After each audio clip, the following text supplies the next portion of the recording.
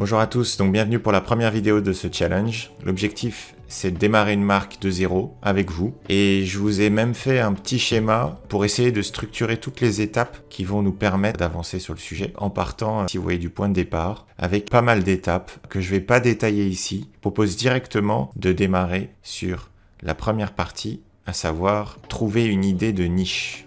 Donc concernant les idées de niche, donc il y a pas mal de méthodes pour trouver des idées de niche. Déjà, premièrement, profitez des réseaux. Allez sur Instagram, allez sur Facebook, allez sur TikTok et scrollez pendant une demi-heure, une heure. Quand vous tombez sur une pub qui vous intéresse, ou en tout cas, vous voyez un produit qui peut potentiellement vous intéresser à vendre, vous suivez le lien, vous copiez le lien de la pub, le lien du site, et vous essayez d'analyser ça. Et dans un second temps, avec ces liens-là, ce que vous faites, c'est que vous allez chercher si vous pouvez sourcer des produits qui ressemblent à ça, qui sont de la même qualité et qui vous correspondent. Ça peut être des produits différents, mais qui répondent au même problème. C'est un premier exemple. Deuxième exemple, vous pouvez aller regarder sur Amazon. Vous regardez sur Amazon quel type de produit fonctionne. Vous regardez ceux qui vous plaisent aussi, parce qu'il faut faire quelque chose qui vous plaît, c'est super important. Ok, donc là, je vais vous montrer quelques exemples que j'ai gardés et que j'ai récupérés sur les réseaux sociaux. Donc c'est des sites qui font de la pub sur les réseaux sociaux. C'est pas forcément intéressant, c'est juste un exemple. Je suis tombé sur une marque qui s'est positionnée comme une marque de luxe et qui vend des bracelets pour les Apple Watch. Mais je viens de voir aussi, ils vendent aussi des coques luxe. Donc là, vous voyez, ils ont un positionnement super luxe. Et là, on voit que c'est des bracelets. Donc les bracelets sont sympas et on a même des montres. Donc voilà, c'est assez étonnant. Du coup, ça veut quand même dire qu'ils font des montres et des bracelets. Ah non, là, on est quand même en train de dire que le bracelet coûte 2000 balles. Alors, on est vraiment là-dessus. Donc, on est sur des bracelets à 2000 balles pour les Apple Watch. Alors, si c'est vraiment en carbone forgé, bon, ça peut valoir le coup, mais c'est quand même plus cher que l'Apple Watch. Donc, c'est quand même assez osé. Donc, ça, c'est un premier exemple. Donc, c'est clairement des marques que vous voyez passer, mais vous scrollez sans faire attention. Moi, ce que je vous demande, c'est juste, la prochaine fois que vous voyez ce type de pub, soyez curieux, gardez le lien, et prenez le temps d'analyser la chose avec un mindset business. Donc le prochain, il est un peu plus abordable, on comprend un peu plus. C'est ça. Donc c'est une lumière nordique apparemment, de ce qu'ils disent. Bon, il y a une promo, elle s'arrête jamais la promo. Hein. Bon, ça, on pourra en parler, c'est l'objet d'une autre vidéo. Mais un site dégueulasse comme ça, c'est un miracle si vous vendez. Hein.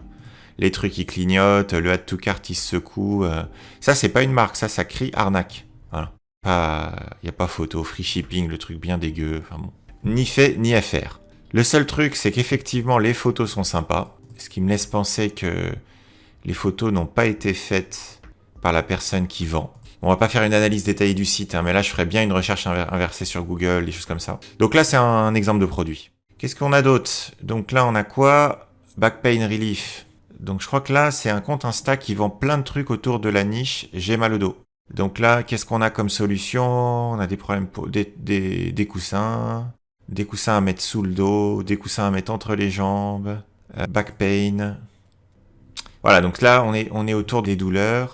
Je vais regarder s'ils ont un blog, même si c'est pas le sujet de la vidéo, je suis assez curieux. Il n'y a pas de trafic organique, a priori, c'est plutôt du trafic via des pubs. Ok, donc un autre exemple. Voilà, la niche j'ai mal au dos. Sachant que la niche j'ai mal au dos, on peut trouver des produits sympas en Chine. Hein. On fait pas que des mauvais produits en Chine.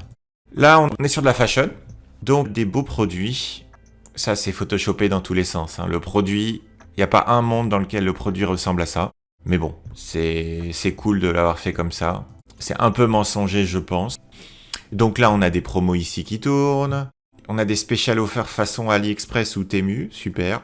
En fait, la perception de la qualité qu'on a, là, d'ores et déjà, on sait que c'est un site cheap. Et on sait qu'on va pas acheter. Sales, best sales, c'est ni fait ni à faire. Le logo, il est horrible. Les discounts en rouge, avec 4000 discounts. Si vous en achetez 50, vous avez 90% de réduction. Oh, c'est horrible.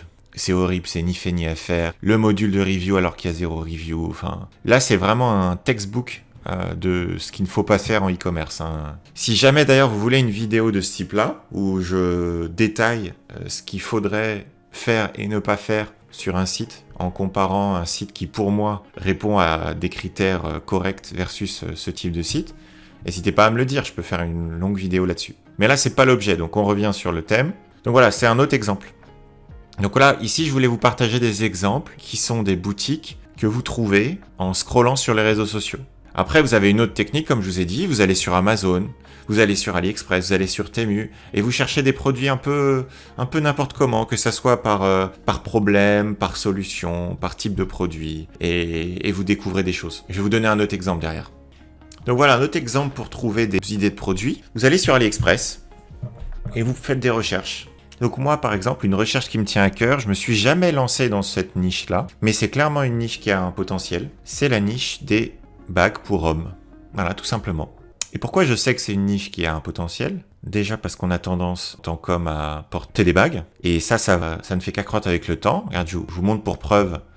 On est sur Google Trends, Men Ring aux US, et on a une pente haussière depuis 5 ans. Donc si jamais on met Worldwide, c'est la même chose. C'est encore plus lisse. Alors la France, bon, moi j'avoue que je target jamais la France. Mais la France, c'est un petit pays.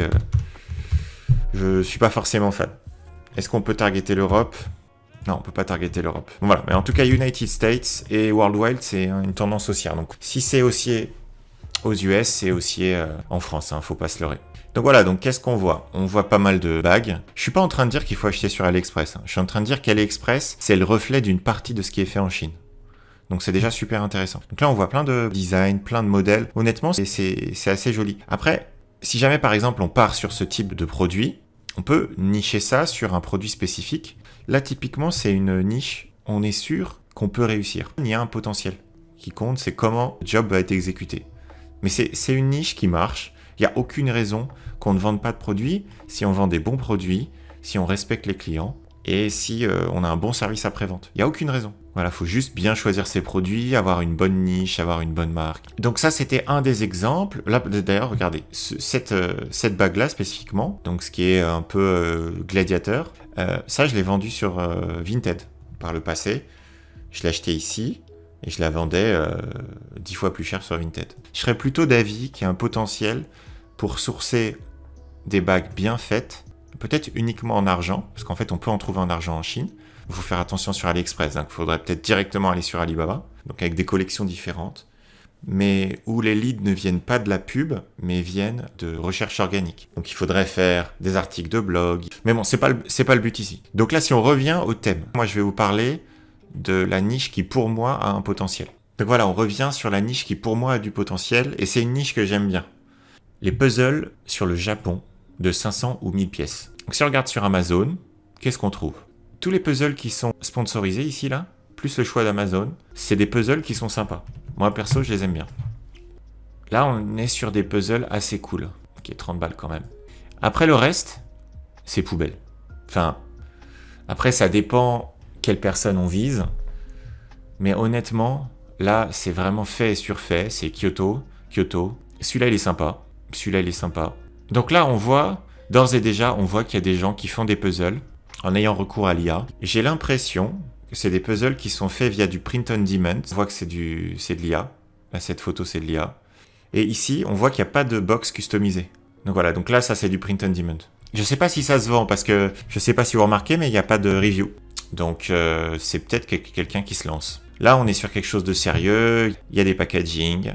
On voit que ça a été fait proprement. Mais le design, il est pas fou. Il est sympa, mais il est pas fou. Voilà. À côté de ça, si on regarde sur Google, on tombe sur des designs, mais pour moi, ça reste des trucs très bateaux. Et en fait, pour moi, le plus important, c'est que le packaging, il est pas quali. Nathan, Ravensburger, tout ça, il est bien dans une boutique retail. T'es dans un magasin de jouets, tu vois ça, c'est clair. Mais est-ce que c'est un joli packaging? Est-ce que c'est qualitatif? Donc moi, j'ai une envie, c'est de créer une marque de puzzle qui soit qualitative. Donc là, l'idée, c'est de faire des puzzles de qualité, les sourcer directement chez le fournisseur, prendre des pièces faites en papier recyclé et en carton recyclé, que les pièces soient suffisamment épaisses, que les pièces arrivent dans une belle boîte bien designée et que dans la boîte, on ait un petit sac en coton avec les pièces à l'intérieur. Voilà, moi, j'ai déjà visualisé ce que je veux. C'est ce que je vous demande de faire. Quand vous trouvez une niche, visualisez-vous le produit que vous voulez vendre. Comment vous voulez le vendre? Pourquoi vous voulez le vendre? C'est super important parce que ça vous permet déjà d'avoir une motivation et ça vous permet d'avoir une vision qui va driver vos choix au quotidien. Pourquoi je choisis cette niche? Parce que pour moi, sur Amazon, il y a un potentiel et que là, cette niche-là, il se trouve que ça sera surtout aux US. Donc là, je suis sur Amazon France, mais en fait, je devrais plutôt être sur Amazon US.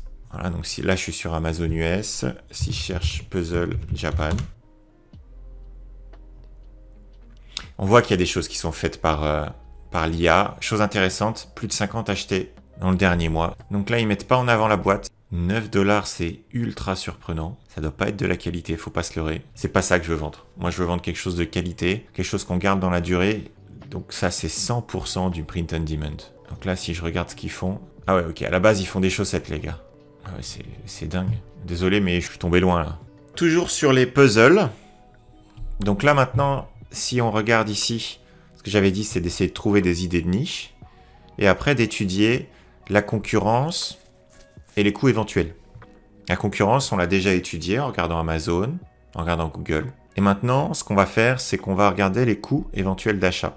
En print on demand d'abord. Là, on voit, on a ce site-là qui fait du print on demand. Coût wholesale à partir de 12 €.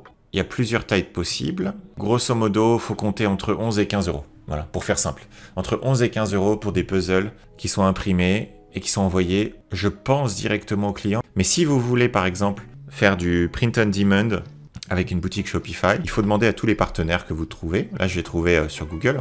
Tous ces partenaires-là, vous allez au bout des choses. Vous créez un compte et vous regardez combien ils vous proposent en termes de prix. Une autre option, c'est d'aller directement à la source. Donc, vous allez par exemple sur Alibaba. La plupart du temps, vous parlez directement avec des manufactures. Parfois, c'est aussi des agents qui sont des commerciaux et qui vont vous vendre des produits qui sont faits par des manufactures. Mais vous ne serez jamais en direct avec la manufacture, vous serez en direct avec un agent. Ça peut vous faciliter les choses, mais il prend une marge. Mais bon, la plupart du temps, c'est des manufactures. Là, vous voyez des exemples. Alors là, les prix, il faut vraiment les prendre avec une pincée de sel. Généralement, c'est jamais les prix finaux. Ça donne juste un ordre d'idée en termes de qualité. Donc là, par exemple, vous voyez 30 pièces entre 3 et 5 €, et 5 $. 500 pièces entre 1 et 2 $. Je pense qu'il faut... Voilà, j'ai déjà fait l'étude, hein, j'ai déjà commencé à étudier le sujet. Je sais qu'on est entre 3 et 5 $. Mais attention, ça ne veut pas dire que si on le vend à 30, on va faire 25 de marge. Il y a pas mal de coûts qui vont rentrer en ligne de compte. On parle d'une manufacture qui fait 300 boîtes, par exemple. Elle pose les boîtes devant sa porte et à vous de vous débrouiller. Il faut amener le produit dans votre entrepôt, il faut trouver une chaîne logistique qui marche, il faut trouver les clients, il faut faire de la logistique, il faut faire le support client. Donc il y a beaucoup de choses à faire entre-temps. Là, ce qu'on a fait dans cette vidéo, on a été chercher une niche, on a regardé quelques niches, on a vu une niche qui, pour ma part, me plaît, et c'est cette niche-là que je vais utiliser pour ce challenge. Et cette niche-là, on va essayer de la développer, de concrétiser un projet qui va faire qu'on aura une offre qui va être intéressante pour des clients autour des puzzles. Voilà. Donc c'est tout pour aujourd'hui. Encore une fois, n'hésitez pas à mettre un commentaire, à me poser des questions. Moi, c'est des choses qui me motivent. Si vous avez des questions, des idées de vidéos, c'est quelque chose que j'accueille avec plaisir. Et voilà, j'attends votre retour. À la prochaine pour la suite de ce challenge. À plus tard.